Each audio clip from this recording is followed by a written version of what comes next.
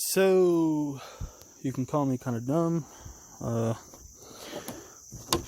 So I knew that I needed a large one and a small one for these wires to go on here properly.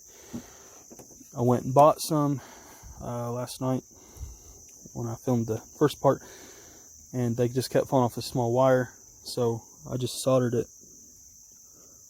directly into the positive and negative. I did test these out prior, and then I realized after I had soldered, because I soldered this on first, so it's just soldered and then heat shrink, and then I put electrical tape on it just to clean it up, add a little bit more protection. And then I realized after doing all this that I'll have to drill a hole for this wire to run through and attach this bracket piece and then slide this in and slide the wire through. So I've already got the passenger side done here.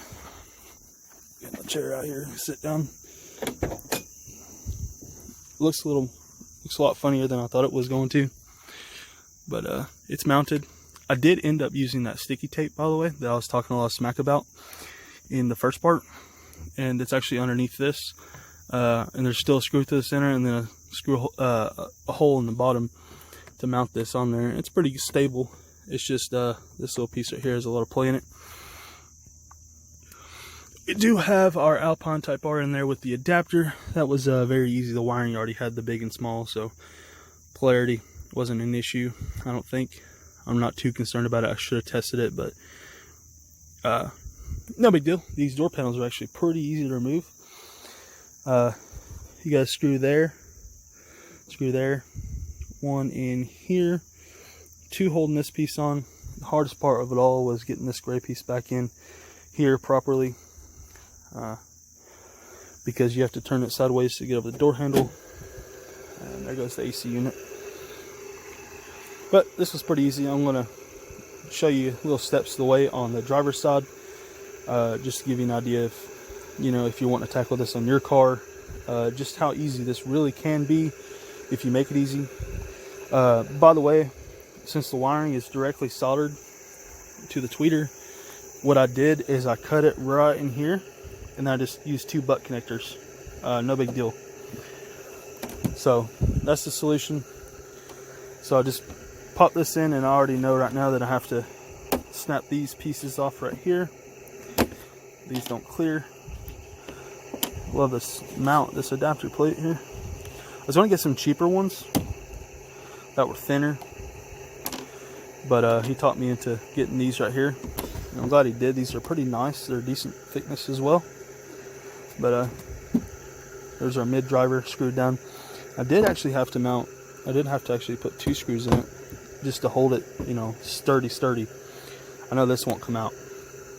I do the same thing on the other side. No big deal. It's mainly because there's slots here and slots in the plastic as well. Oh well. But I'll show you the quick and dirty process on the driver's side.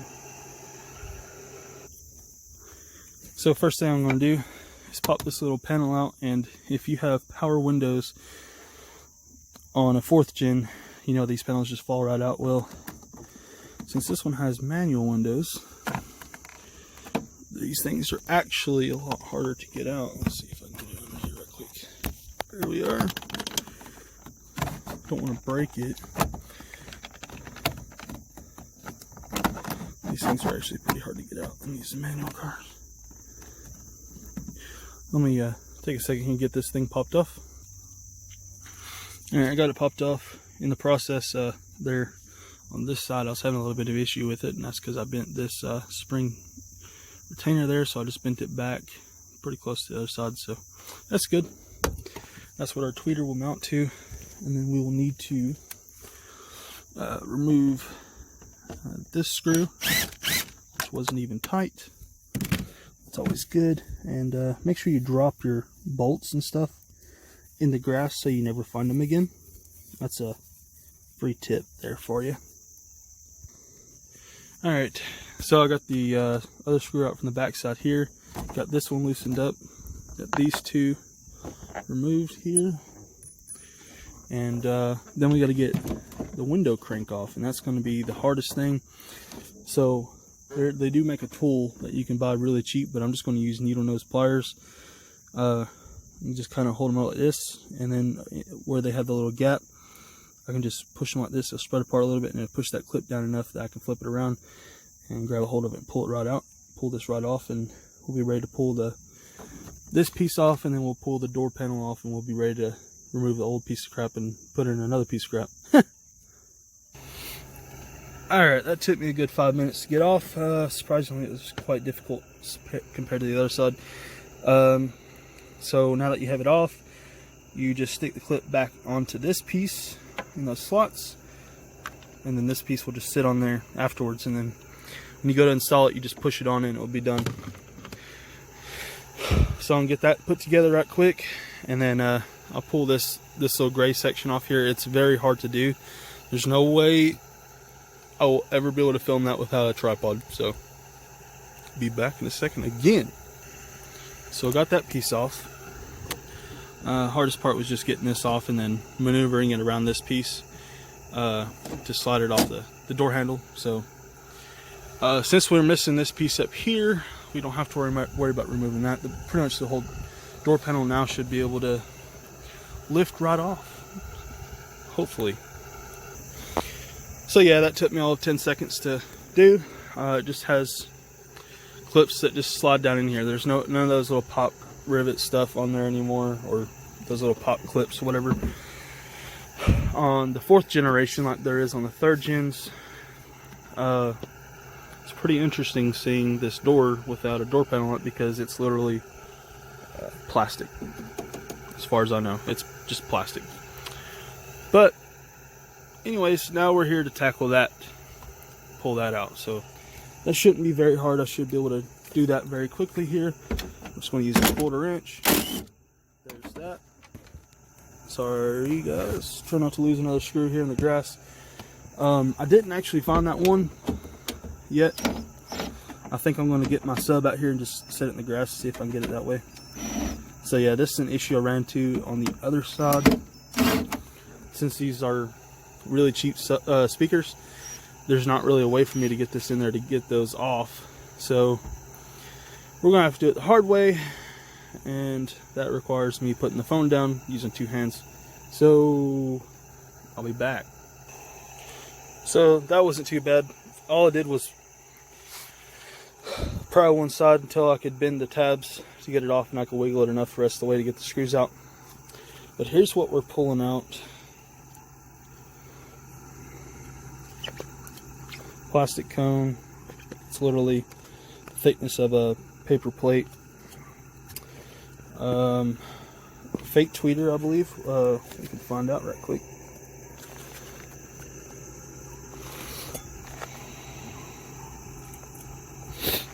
Oh no, it might be a real tweeter, just by telling by the glue lines, or that could just be their way of holding it on. Hang on, let's break this thing and see what we see. See what we see. So I see a copper coil of some type, but there's no wires, and it was literally just pressed in and then had some glue on it. So how did that work? I don't know. Did it work? I don't know. That's gone now, so problem solved.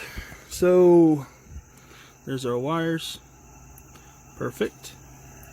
So now I gotta snip that wire, and then I have to run the wire. I'm gonna run it back in here, then up through here inside the insulation, and I'll probably bring it out right here. So I'll show you when I get that. Alright. Got the wire separated from the tweeter, and I've got the speaker, the mid driver, plugged in, and then now I'm just going to run this up and over here and try to feed it out. There it is. I'm not too concerned about its direction at the moment. Okay, that's fine. Yeah, I think I'll just leave it like that. We should, no, I don't know. Door panel clips into there, maybe. So instead of looking at the door panel, I'm just going to route it just like I did the other side. Have it come up and over here. There we are. So now I need to get the adapter up into there, screws aligned, put 4 bolts into it. And then we get to stick the door panel back on and go through the whole process with mounting a tweeter and hooking it up all at the same time. Yeah, easy. It's not that bad. It's really not. Alright, got it mounted solidly. And in the process here, I found this pin actually wasn't even through this door piece. It was actually just in the door. So I went ahead and fixed that. And then also should have a little bit more length. Yeah, a lot more than I need for that. So the door panel will actually be easy to install as far as I know. So let's try to do it while filming. Yep, that's not going to be doable. So I have to pick it up, in, and then down with it. Should be good. So there we go. Got the door panel hung back on, and I'm just feeling around everywhere, visually inspecting everything lines up. Just make sure everything is pushed down right and it's flush up against the door, which it is.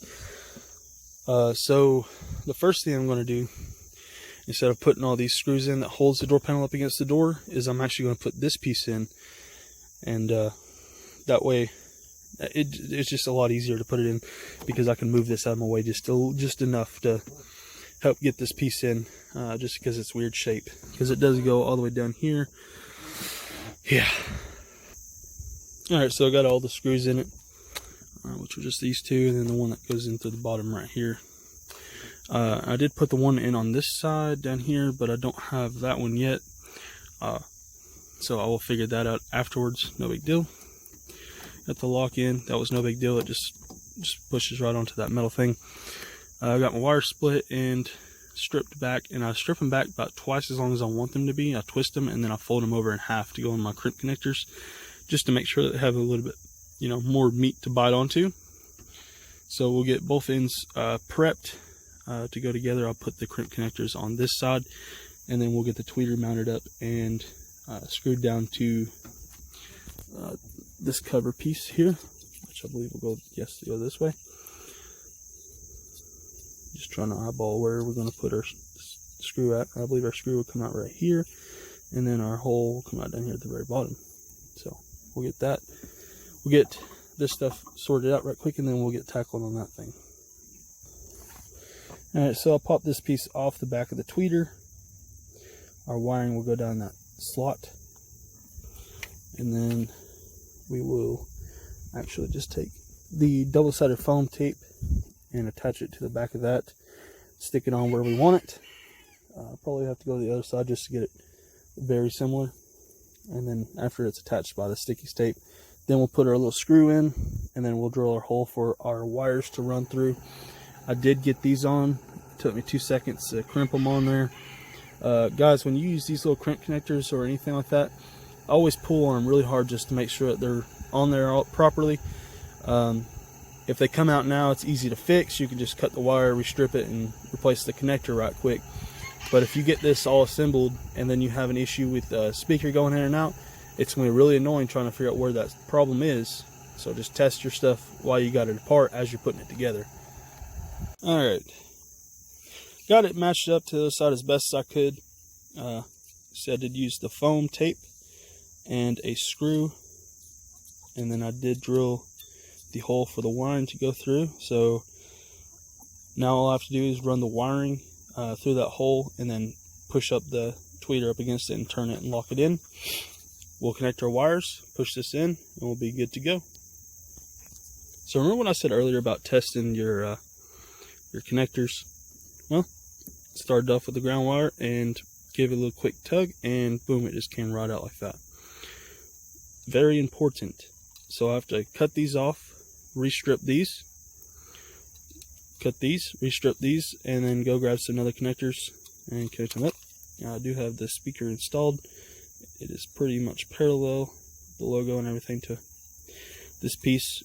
So that turned out pretty good. So I'll go ahead and get this fixed up, wired together, and popped in there, and yeah. Alright, there it is installed. Looks about the same as the other side, which is good. So need to get all the tools and stuff cleaned up. So yeah, that wraps up part 2 of that mids and highs in the Camaro. Sneak peek into the next video that you'll see. So I want to thank you guys for watching. Leave me a comment down below what you think about the whole thing. If you hate it, you like it. Yeah, criticisms, I don't care. Let me know down in the comments. Thanks for watching, guys. Again, peace out, guys.